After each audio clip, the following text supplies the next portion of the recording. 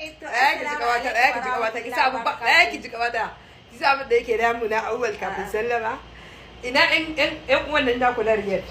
Su Maryam Intete su Maryam Intete Sultana da su Sultana da Lemun. Sun sai hula ashara sun damu mutane da bidiyo. Yau wuni ne ina kallon bidiyon su. Okay. Ke fada fa ake tsakanin Nijar da Najeriya. Ni dai Maryam ni wannan hulan kafin ku yi na yi to amma ka a ce mun baki. Ban za wata ina baki labari. Ina baki labari.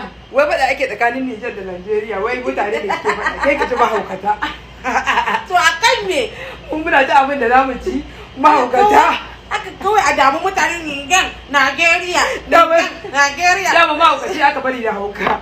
Ina dalili kawai. Wallahi kun kishe ni kuma baya ana ta abin da za a ci. Yanzu akwai dan wanda ya kada Afirka kai da kanka ke zagin kasar ka. Da Nijar da Najeriya sun ci uwa. Garasa?